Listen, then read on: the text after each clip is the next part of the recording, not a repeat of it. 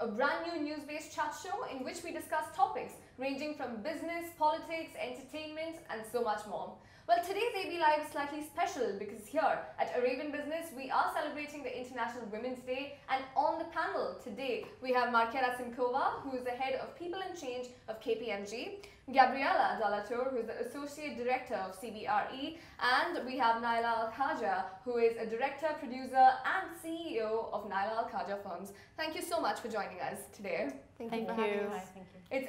It's an amazing panel, and I'm so glad that you guys have joined us. But before we start our discussions and about what you guys do, there was a TED Talk that I was just watching recently on the women in business, and there isn't much that there was so much that I could relate in this entire topic, where she said that women shouldn't be remarkable, or the term that women shouldn't be remarkable and business isn't remarkable, but what needs to be celebrated is the fact that individuals are doing a good job at what they're doing. So I'm going to open the floor to discuss this because there was a lot of debate going on the basis of this. So let's start with you, Nayla. Oh, that's quite hot. I mean, to be very frank with you, I've always had an issue with this might be very controversial, but I've always had an issue with having a Women's International Day and not having a Men's International Day, because I feel that there's a bit of an inequality that we are trying to get, like we're screaming for attention, which is fine because I understand that we kind of fall back in a lot of the domains and issues and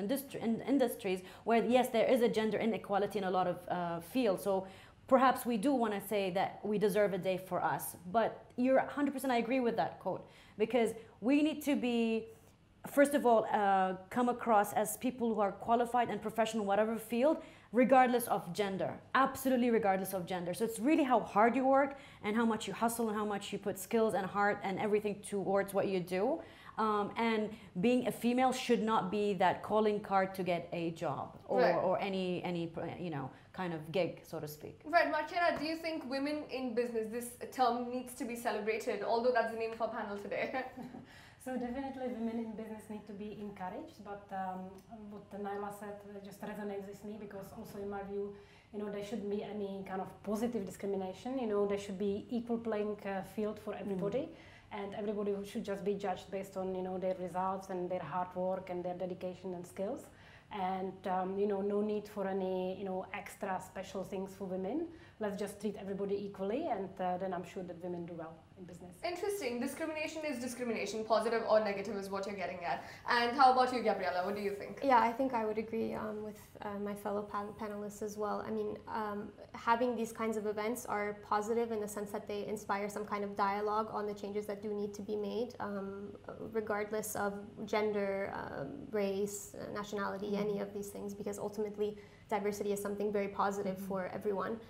But I think ultimately we want to get to a point where we're not talking about female leaders or female investors or female managers. It will just be manager, leader, investor, and we kind of sideline this willingness or perception of focusing on gender. Brilliant. I really didn't think we're all going to agree on this. I really was expecting a debate. But on that note, let's just get our audiences acquainted with what you guys do. So Markera, starting with you, you are the head of People and Change. Can you tell us more about the department that you work for?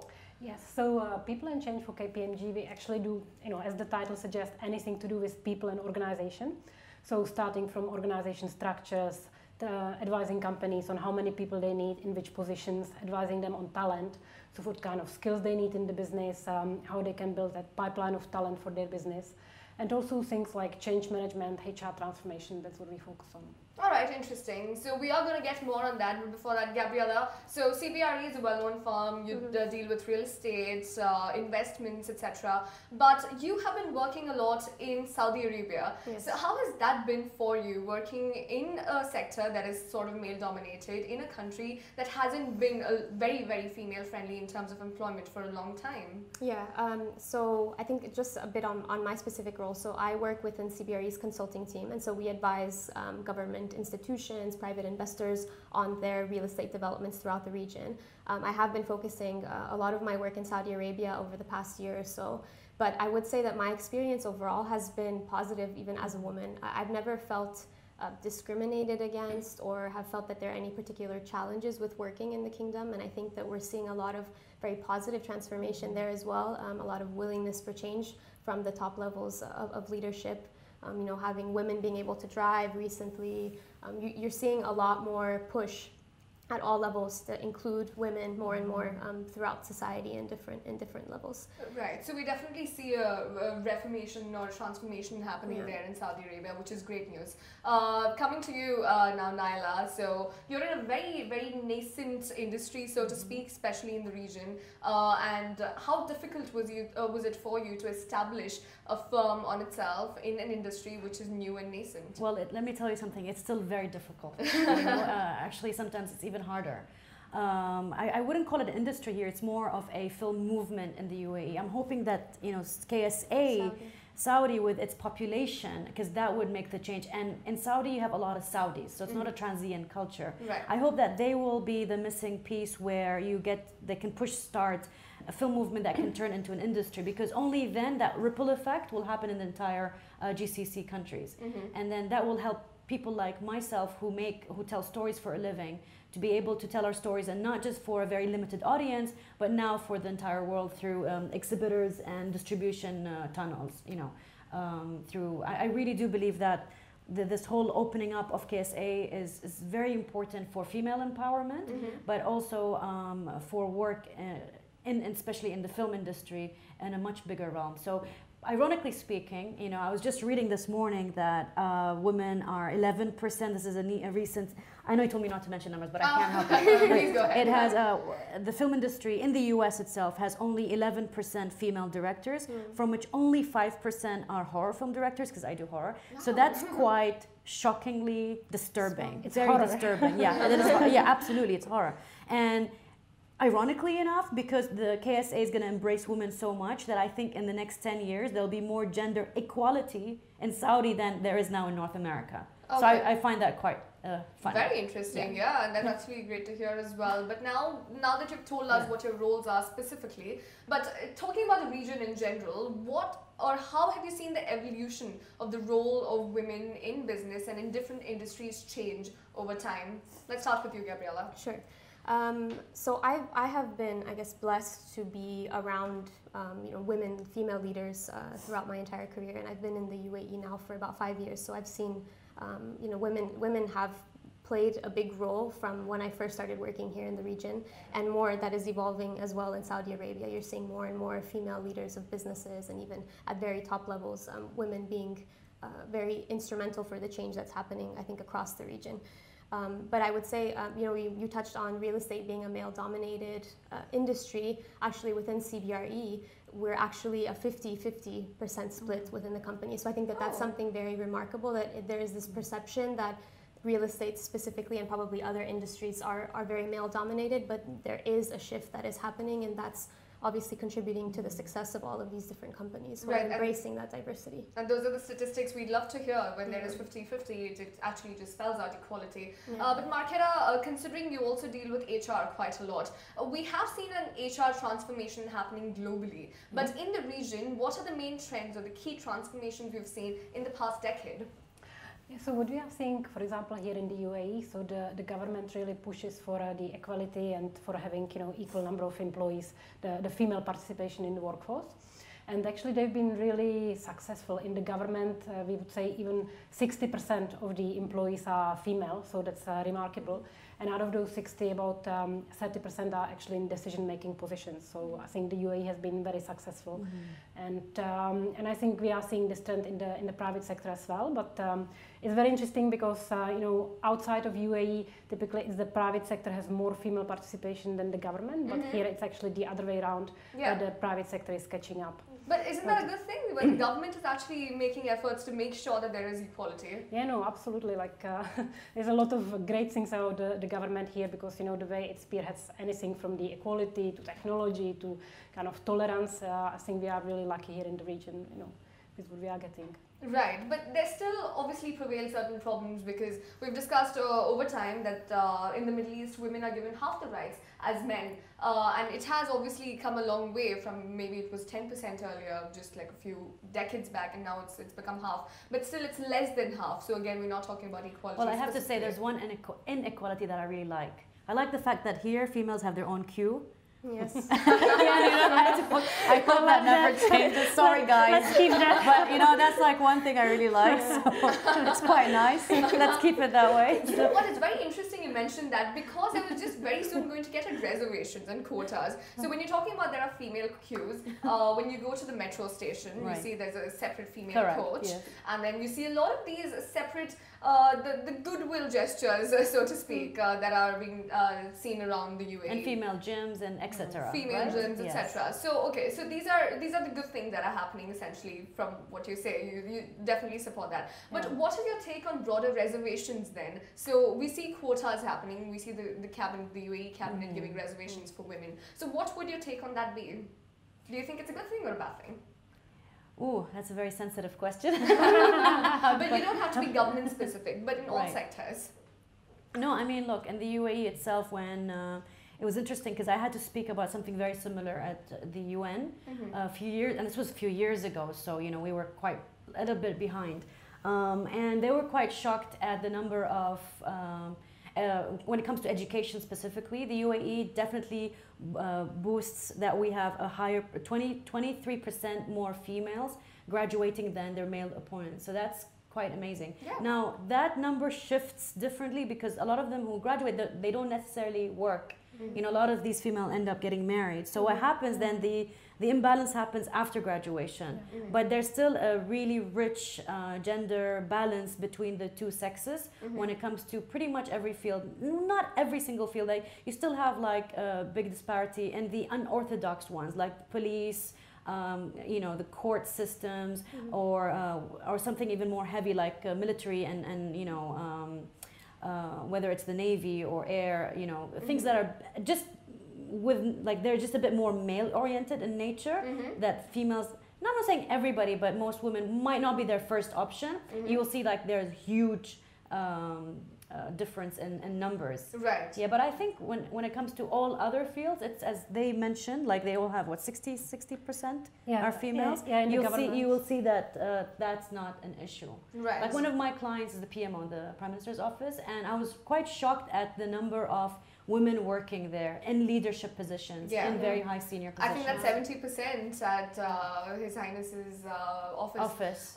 But yes, now Gabriella, we did speak about you working in a male-dominated sector, just on the lines of what Nayla was talking to us about right now. So in terms of roles, the gender roles, but in terms of gender jobs, do you think that is a thing prevalent even now? I would say no, and I think that's something that having these dialogues allows us to kind of break those stereotypes, because I mean we were talking about roles that maybe historically women wouldn't necessarily go into. Correct. But there's also roles that maybe men want to be a part of, like for example I can think of nursing. Probably historically you wouldn't necessarily see a male nurse, but men should also be able to work in whichever field. Can I just interject really quickly, because what she said is amazing. I just received a brief last month how to convince Emirati men to become nurses, and I had to do a film on that. So thank you for bringing that up. So you see, that was a government push, by the way. Right. Yeah, but how did you manage to do that? I mean, I haven't done that yet, but that was a brief. Yes. Yeah, exactly. So I think it goes both ways. I think that, and coming back to the same topic we started with, it's really about focusing on the skills and the successes of each individual rather than looking at it from a gender perspective. That's essentially where we want to be, right? That's the goal. Yes. Exactly. Coming back to what we started with, Marketa, you have something to add. I just wanted to add to it. So KPMG has done a survey of female leaders, and actually there was very interesting statistics that here in the UAE only 3% of female leaders said that they would like there to be quotas for female leadership. So it seems that actually the female executives, they actually really want to get their position based on merit, not based on some quota. Excellent. And they would really actually hate to be maybe told by their colleague, well, you got your job because of a quota. So, you know, here really the opinion seems to be quite strong. No, it should definitely be on merit, not based on quotas. So only 3% women said they wanted quotas. Yes. That's very interesting there. But again, you're talking about the female leaders outlook that you released. So can you just tell us more about the key findings of that? Yeah, so just to tell you about the Outlook survey, so it was a survey done globally and here in the UAE. So altogether we interviewed and surveyed some 1,000+ female leaders. And really the questions were around kind of diversity in the workplace, the business outlook, economy outlook, even kind of what skills are upcoming, the trends. And maybe some of the interesting things that came up out of that is that the female leaders here in the UAE seem to be very positive about the business outlook. So 75% are saying our businesses will grow over the next 3 years, which comparing to the overall global trends, it's much higher.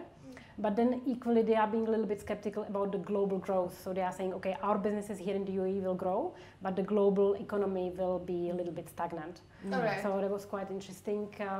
Another question that we asked them is, what do you think about artificial intelligence? So in the kind of moving forward, will it create more jobs or will it take more jobs away? Yeah. So the debate, is always out Man there. versus machine. But the leaders here, the female leaders here in the UAE seem to think that it will bring more jobs. Like 55% of them said no, it will create more jobs than take away.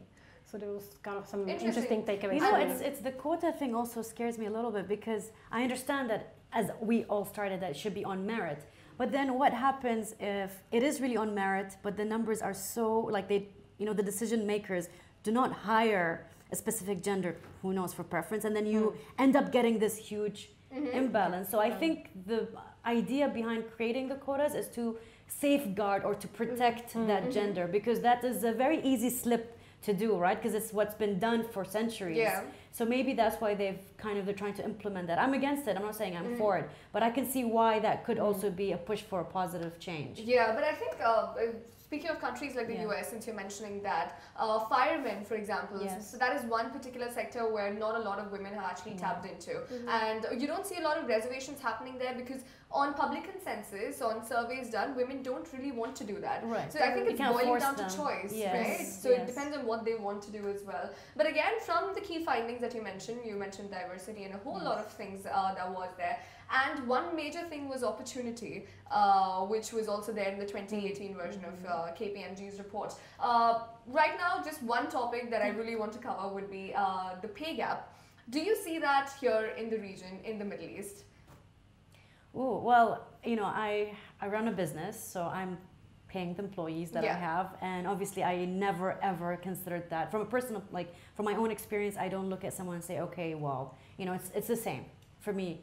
But having it, you might be better at answering this, but in other government sectors, I know there is a very slight pay gap in senior positions, not really in the lower tiers.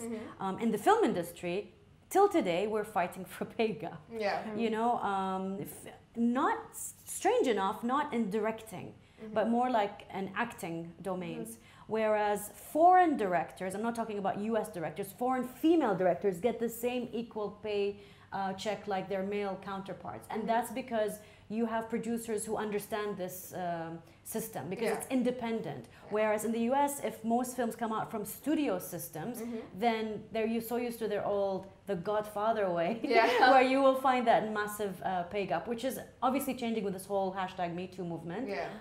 But I think we still have a long way to go. Now, keep in mind, women only entered this industry in the 70s in the leadership roles. Most of them were like editing and doing makeup and costume in the 60s and 50s. So it's only now that you see, and this is why probably we have only 7 to 11% of the key upper, above the line roles, because we came in very late in the industry. Right. So, but women. So it's not all men's mistakes. But women have always been actors essentially. But the pay gap that is being talked about till in the today US is actually absolutely. Yeah. There was a huge debate. I don't know if you guys watched The Queen. I think there was a series called The Queen. Was it The Crown or The Queen? The Crown. Sorry. The Crown.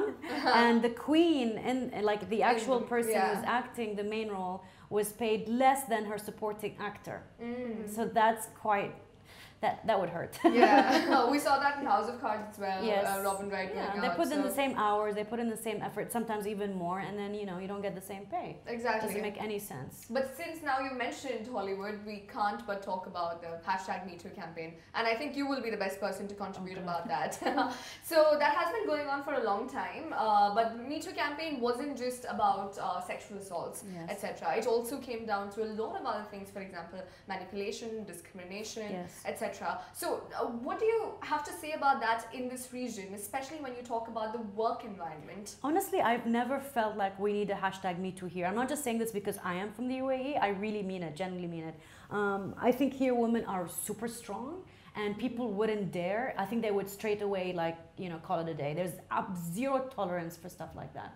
Absolutely zero tolerance. And I think with the media world, once it's out, it's everywhere because it's very glamorized. But I think the whole harassment also happens behind doors in hospitals. It happens in schools, but it's not as public as, you know, media. So you don't hear much about it. But bringing it back to the Middle East or to the GCC specifically, I personally don't think there's a major worry. And if you hear about them, they're like literally individual cases and not like, you know, Pandora's box just open up.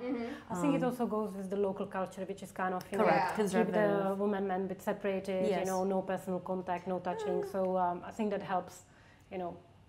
Debatable, right? It could either help or it could not. I mean, it could go both ways. I mean, you know, there are a lot of male colleagues who actually, you know, go out with their female colleagues for dinner at night, even though they're conservative.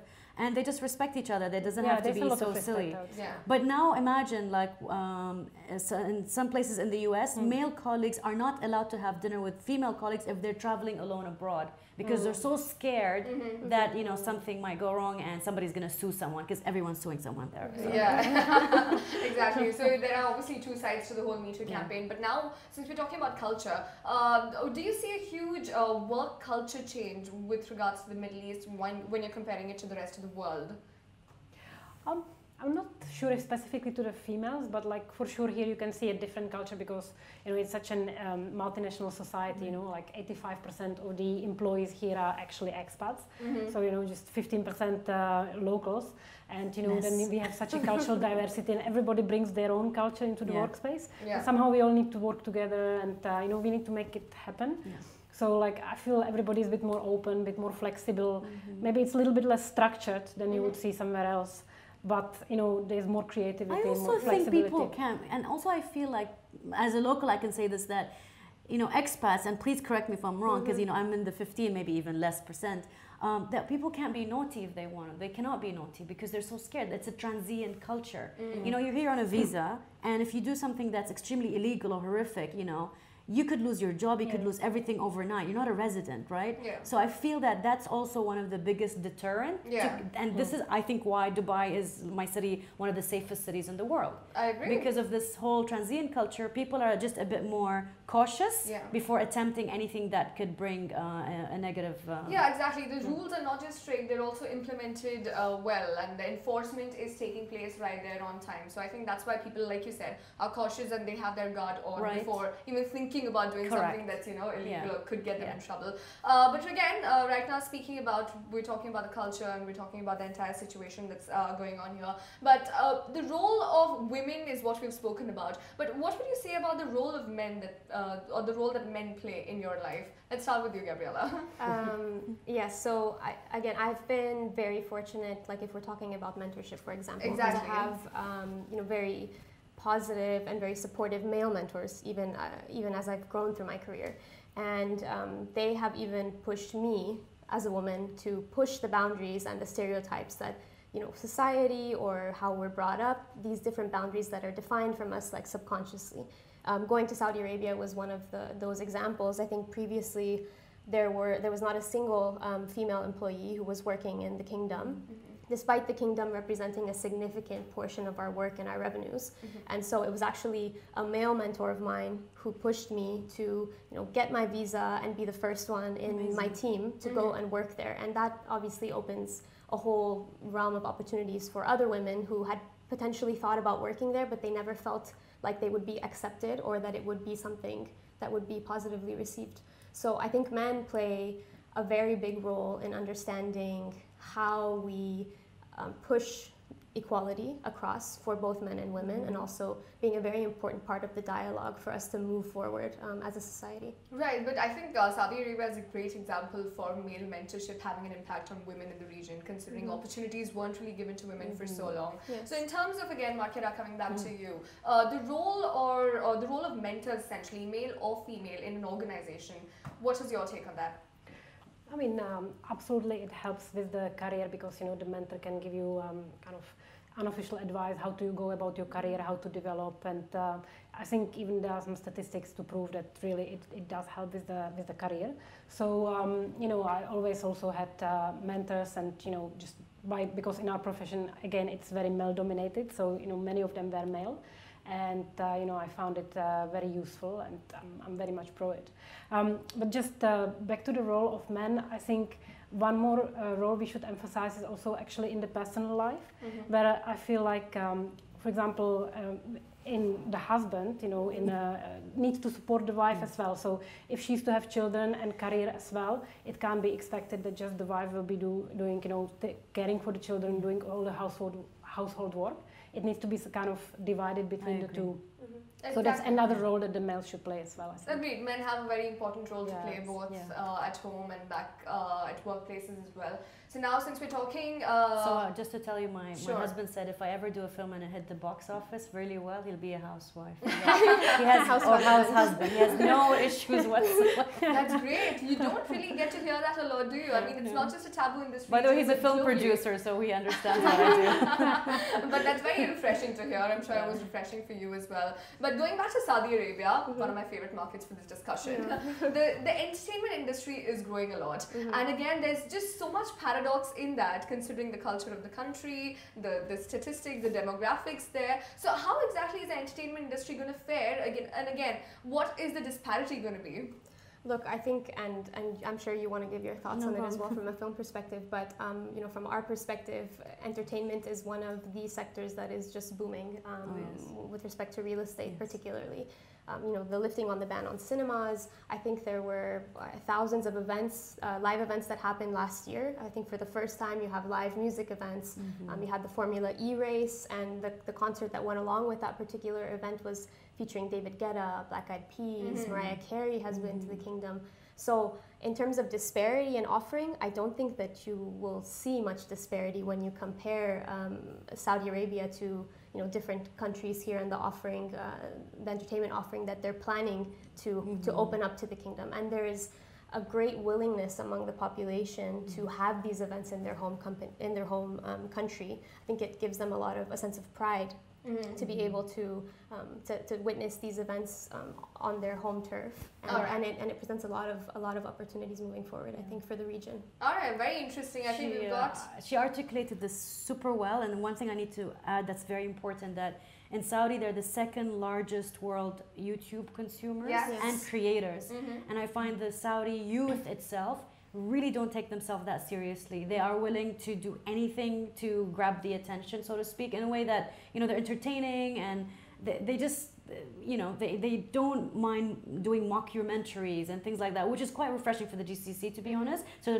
they're not very stiff, and they do produce some incredible content. I won't be surprised if in the next few years we hear some amazing series on Netflix done there, or so I think that's just a matter of time. But there clearly is an appetite in the region for entertainment and the whole industry in general, which can flourish. Which is, again, like, we would love to see more of your work then coming from there, from that region.